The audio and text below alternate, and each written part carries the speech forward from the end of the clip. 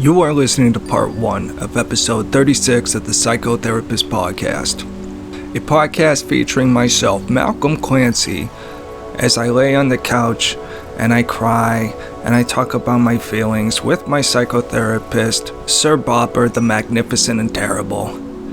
In this part of the episode, we discuss AOC's unparalleled heroism as she braves handcuffs and arrests and police batons and German shepherds in the name of killing babies. Excuse me, women's health.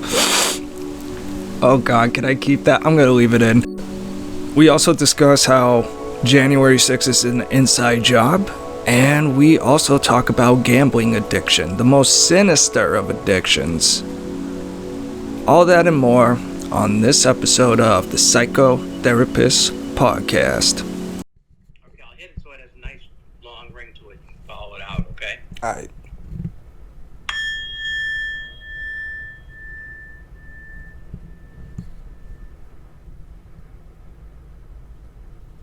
And we in here. Here we go. Alright, so just for The gods have awakened us, but the sound of the gong. the return of the Psycho Kings. Hey, yes. Yes, absolutely. So, Go, man. The long-awaited return of the Psycho Kings. yeah, man, and Psychotherapist Kings. oh yeah. Okay, yeah. Yeah, man, and I'm gonna have some episodes, more episodes. I've listened through all our content up to date. I just need to pull together some videos and do a few intros and stuff, but that'll be coming out relatively soon. Yeah, I encourage the audience to listen and to look because you've done a great job incorporating the visuals. Spectacular. I try. Yeah. Yeah. And the sound, along with our content, makes for a perfect podcast. Just the right length. You've edited it in a way that people listen, get off, come back a few minutes later or later that day. Yeah, man. It's a good structure. Well, I think that's part of why the agenda item thing helps so much. I mean, obviously for our sessions and keeping them focused, but also keeping the sort of time segmented enough where we don't... It's pretty rare, I think, nowadays where we go off too long on just one thing. Yeah, we could though, so it's hard not to, so we have to remind each other. Yeah. Alright, so I'm going to just take our audience through our pre-written agenda for today's session. Go. So number 1, we got AOC is a rebel. Number 2, we're going to talk about gambling addiction. Mm-hmm. Number 3, Bob has a tidbit, some music history or fun facts or something. Number 4, we've got Biden's potential COVID long hauler syndrome coming out, so that could be interesting. And we have Bob posited that we may be reliving the 60s, so if we have time we'll get into that too. So Okay. what do you want to start with today, Sir Bobber? Well, let's go with your stuff, okay? Alright, I'll use the AOC thing as a get it off my chest moment, and I've been dying to, so let's hit her. you know, I think God has kind of sent AOC to me as a test of my own morality, because I don't like picking on any one person. I really don't, even if they kind of deserve it, because there's just so much buffoonery to go around. I feel like the people who focus a little too much on any one person might have something a little off or a little malevolent in their heart, so I try to avoid that. But goddamn, Bob, this was the dumbest fucking thing I've ever seen. So did you see the clip of... Yeah, what was the dumbest? I mean, she's done so much. No, I think this may take the cake. Okay. So, well, maybe we can make that an episode. We'll have a top 10 AOC moments or something. Okay. But Okay. for just this conversation though, so did you see the actual footage of her being arrested and walked? Many times. Oh man, so for just our audience, so you know what we're talking about, AOC was at a pro-choice rally. Instead of writing legislation, and whatever. And I see this clip of her hands behind her back, like she's handcuffed, and a policeman is escorting her, across the street or something, with his hand on one of her wrists, walking her. and someone just goes, "Woo, AOC," or whatever, and she raises a fist in solidarity. Took her right out of that handcuff, didn't she? See, you don't understand. I've been handcuffed, Bob, and they're actually detachable in the middle. Okay. So you can just break it off like the fucking Hulk breaking out of prison. Raise the single fist while you keep the other one behind your back. Okay, yeah. And a magnet will pull it back together. So those are how handcuffs work. And never mind just the simple fact that you just look at the photo and there's just nothing there. But literally pretending to be handcuffed and then raising a fist, maybe just the biggest move of just narcissistic idiocy, could not stay in character for one goddamn minute. And I really wonder why she didn't ask the cop just to throw the cuffs on her for the street cred. Exactly. And Omar was playing it very seriously too. She was good at it. So she may have actually been handcuffed at some point in her history. Perhaps, but I haven't really followed this story much because I don't care. And I seriously wonder if it's all intentional just to distract from something.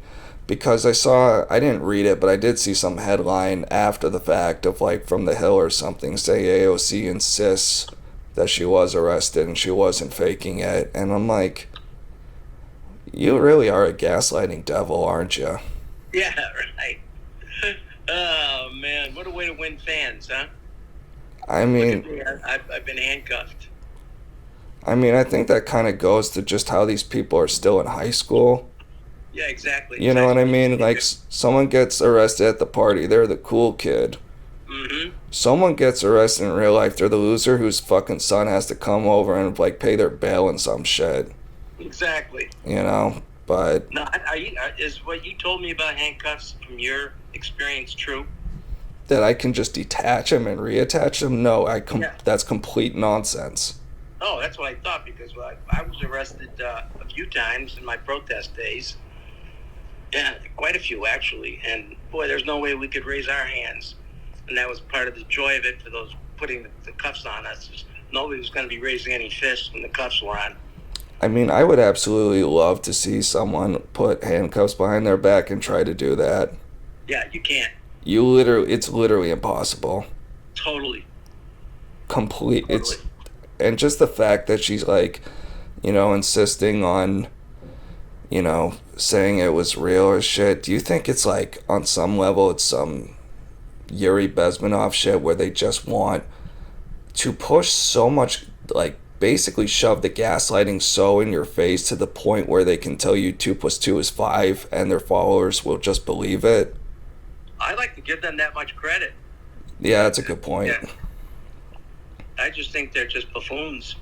Yeah, I think that's the Occam's razor, this one. But I don't know if you had any other thoughts, but before we move on to another thing, I definitely want you to share the ACOA story that you told me. Okay. Well, did I share a story with you about ACOA? Well, you just explained what it was and why AOC makes you think of it. Oh, okay.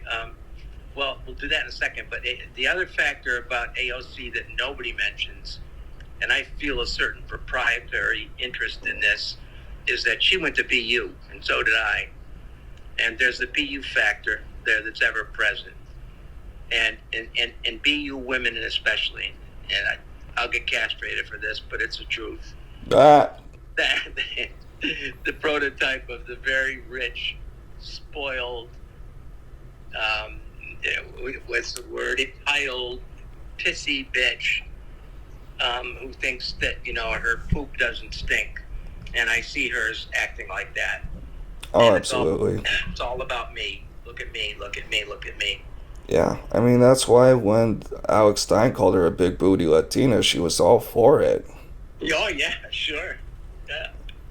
Yeah. I bet she's just sad, and I don't mean this to be racist in any way, but, the Jewish people, and they could say it just like the blacks could use the N-word, and whites couldn't use it against them. A lot of the Jewish people I knew, they used to call each other B-Jew, the ones at BU. Oh, okay. They say, hey, you B-Jew. Yeah. And she's probably just jealous that she can't say that about herself. Yeah, man, I'm surprised she hasn't tried to go trans yet. Yeah, She's not intersectional. At some point, she will not be intersectional enough. exactly, exactly. Yeah, it's just wild. But to give her some quick credit though, before just because I do honestly feel this way, when she said after the Alex Stein thing, hey, why aren't we investigating the Capitol Police? Why aren't we looking into these people who let the doors open and saying we support what you're doing? How come we have had no answers on this? And it's all, motivated off our own, feeling unsafe because of Alex Stein. But it's just like during these last, like the other day, my parents were watching the January 6 hearings, and I had not watched any of it until this point. So, and they told me it wasn't like the other ones because literally all I saw was Liz Cheney. it was some other lady, but she was definitely Yeah. there. But some lady literally just like spending an hour on Donald Trump's literal mean tweet. Yes. I'm not even like kidding. It's like at 2:24, he sent a tweet saying Mike Pence is a coward, and like all these people are testifying from his staff. That was unprofessional. I felt it didn't help the situation, and I'm like, this is the real death of democracy, isn't it, Kath? Like He's mean. He's such a mean guy. Yeah. that's literally what I felt like I was watching, and it was just like pathetic. But I was like kind of mad though because I mentioned it a few times to my parents. Hey, have they brought up what AOC brought up at all about those cops and who let them open the door? And did I haven't seen it yet, but apparently the New York Times wrote a 10,000 paged, worded piece on Ray Epps and how he's just some poor innocent victim caught up in some nutty conspiracy theories, even though he's on camera multiple times saying we're going into the Capitol. Yep. Yep. I wonder if there's someone in on it. I wonder if someone from the New York Times knows something we don't. Well, I think it's much. It's a saying, much ado about nothing. I think if people could take a Gestalt perspective and step out of the picture and look at it, and sort of take a look at the whole thing and realize the significance of this in the overall history of the world. It's a pimple on an elephant's ass, basically. I think that's a good way to put it. It's just Yeah. unfortunate because, and this is something I kind of don't. Sorry, I need a water. I don't know what's happening to my throat, but Yeah, take your time and get your water. so obviously this isn't all journalists, and there are real journalists who are like boots on, get their hands dirty and like do the unglamorous stuff. But something I kind of resent about our modern media and journalists is when they take something personal, it's everyone's business. So, to use an example, and I really don't. Who was the journalist who died in Saudi Arabia? Like bin Salman, like cut him up. Was his name like Khashoggi or something? Yeah. So not that I don't know anything about Khashoggi, but not that anyone deserves to be like fucking kidnapped and tortured and murdered. But like, it's to the media that's like a million. Just the fact a journalist rings to them a million times more like poignantly than just some poor 12-year-old kid in Chicago who got a stray bullet from a gang shooting. That's why January 6th, I knew from day one they would never shut up about it from day one because they hit them where they live basically. Yeah. And that's part of why I think it was just planned. And that's why I couldn't take it seriously from the beginning. I'm like, this so obviously was allowed to happen. You're telling me you could, like, the next day after, like, I think when Joe Biden came in, he had 10,000 National Guardsmen at the snap of a fucking finger. So the idea that, like, some, I don't know, super commando force had, like, well, let me put it this way. It was a preventable event. Yes. And it was and like people, at least amongst my family, didn't realize that it was like a scheduled event that people knew ahead of time. They thought apparently it was just some kind of flash mob.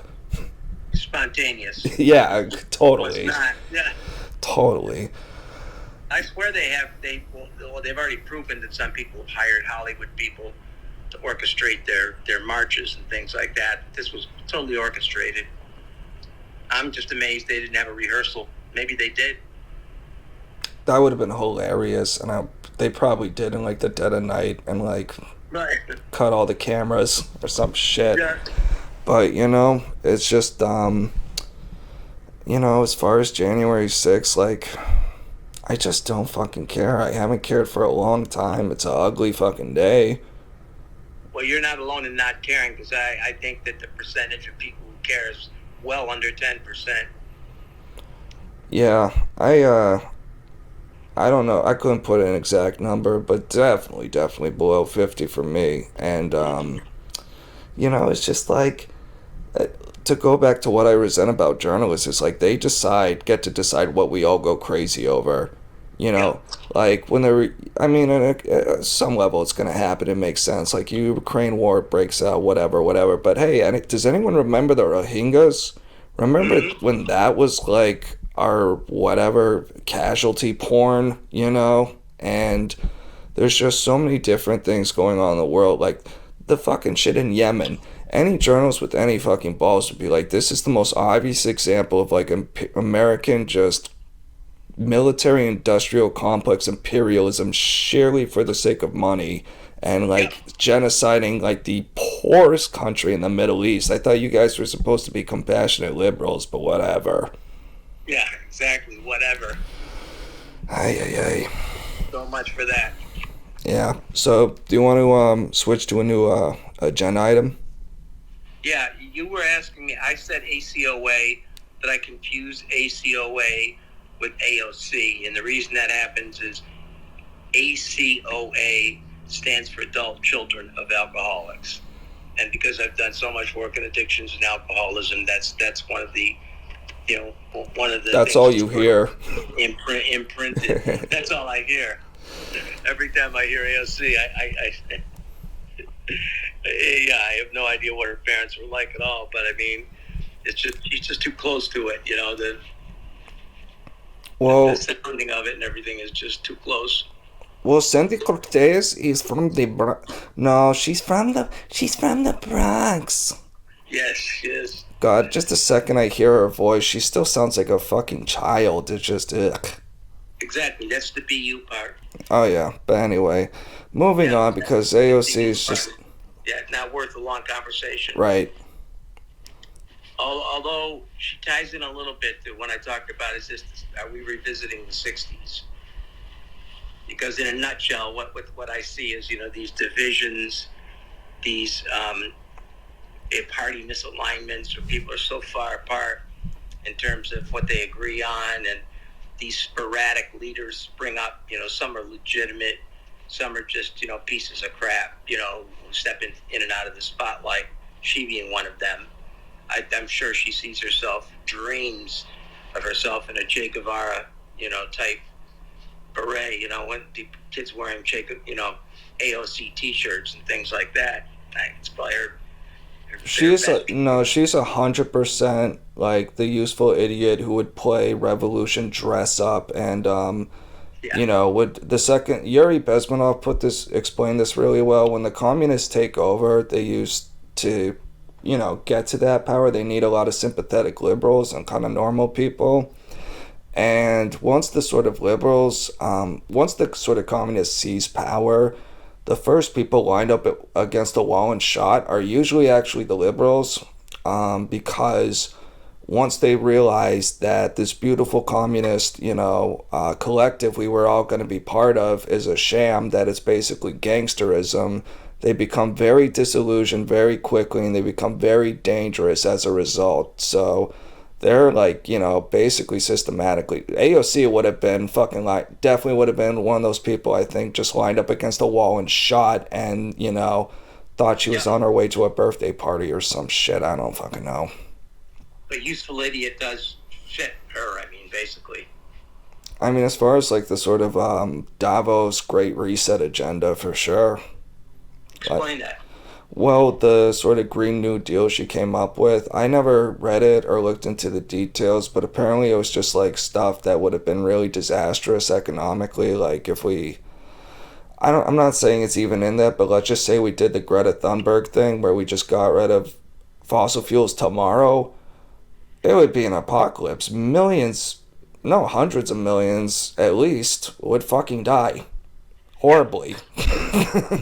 Yep. But I think, and the Great New Deal was years before before the Great Reset thing came out, but I do think it is kind of a weird inflection point when they want to like reshape the economy basically from to this like almost super hyper green agenda where we all drive the electric vehicles and we all don't eat meat and we just eat bugs instead, and the whole thing. Yep. You will own nothing and you will be happy. Meanwhile, did you happen to see on the news today the huge fire in my city next to the subway line in Wollaston, the Wollaston subway station, where a massive apartment building that had solar panels on the roof caught fire? And the solar panels are the ones that caught fire? Solar panels. Shh. And then they talked about how it's happening all over with the heat across the country. Solar panels are not holding up too well when it gets too hot. Yeah, and I never thought of that, but that's a really terrifying thought. It is. Because shit, dog, if you're just like making dinner in your kitchen or lunch in your kitchen, it's like, how long does it take before you realize the very top of the roof outside is on fire, Not right away. Not right away. Shit, dog. So what we're saying is, if you should buy a solar panels, torch your house and collect the insurance, is what we're suggesting on this podcast. Is that our takeaway? Yeah. If I mention the ethnic group I saw that was involved in this, two things came to mind. One was the insurance collection, and the other was that they never, ever, ever pay installers to put things in. They do it themselves. Right. I won't get into the ethnicity piece of it. Why not? It's only America in 2020, Bob. You're a white man. You'll be fine. Won't be happy with me. Yes. You're a protected class, Bob. Don't worry about it. I don't think so. All right. So, do you want to? Speaking of ethnicity, you totally blindsided me with the gambling addiction, because that wasn't on the agenda. But you'd asked me about it, and specifically, what were you wondering? Not a whole lot, just if you had general thoughts about how to deal with it, how to fight it, and I guess if there's any like distinct differences between, say, craps table Vegas gambling and like hedge fund stock options gambling. I think from an addictions point of view, I think there's a fine line. I basically think it's the same principle at work. It's the same sort of psychological predeterminants that people follow. So whether they're doing risky stock options, or yanking that, the lever in the machines in the casinos, it's pretty much the same thing at work. It's a rapid fire, Pavlovian, Skinnerian type response. Keep hitting that lever, hitting it, bing, it hits, okay, bang, the dopamine fires up again, and you're ready to go. Yeah. And the losses don't compute in terms of the potential for profit. So it's a hard argument to say, you're going to lose more here.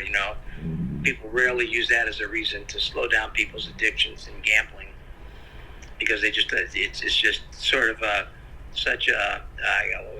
maybe probably down to the cellular level kind of response that emanates in the brain. But it is particularly higher in some ethnic groups more than others. Mm-hmm. And, as to why that is, I'm not sure, other than maybe they've always had it in their culture. And Asians tend to be the highest in terms of gambling addiction. Yeah, I've heard that. They don't drink. They drink, but they don't tend to be. You don't see go to an Alcoholics Anonymous meeting and see a lot of Asians. You don't go to Eaters Anonymous and see a lot of Asians. But to go to a Gamblers Anonymous, you're gonna see a few, but they're not there on their own. They're there because they got ordered by the courts, probably. Yeah. Because of some shit that they pulled. Yeah, man. And do you think it takes to break, say, like a gambling addiction? Do you think it just takes someone fucking losing everything to snap out of it, or even like is that like, how do you compare that as far as being able to break out of it to, say, like heroin addiction? Oh, I don't think you can compare it to any other addiction. It's just has its own little road that it follows, and I think that people could say, well, if they lost everything, gambling, and you can, but does that mean that person would stop gambling? Probably not. It's a very tough one. It's the toughest of all the addictions, really, to cure. Yeah, man, because that includes sexual addiction as well. Sorry, what about sexual addiction? And that includes sexual addiction. Hardest to cure? Yeah, gambling. People would say that. Now I can look it up to get you the hard numbers, tell you which one is on top now, who's winning the race. But I think it's still the gambling addiction. Yeah, man. It's the toughest. Yeah, it really is such a bastard too, because it's like you don't, like when you are shooting heroin or something, you can see the veins in your arms like get twisted, and like those people who get like basically have to have a limb amputated because they fuck up so much, and like right, exactly. Whereas like gambling, it's like, what, you pulled the lever too many times, you got a little blister on your thumb. Fucking yeah. How do you get medical assistance for that? Exactly. Yeah, man, it's a real bastard. But I have assessment tools. In other words, I have screening devices and evidence-based assessment tools for identifying gambling addiction, or for the potential for someone to have trouble, engaging in that behavior. They're in my office. I would have to get them. I might have a couple here if you wanted me to pull some for you once I get back in there a little bit. Yeah, man, that'd be cool. I have a lot of stuff there. You might get some probably on the internet.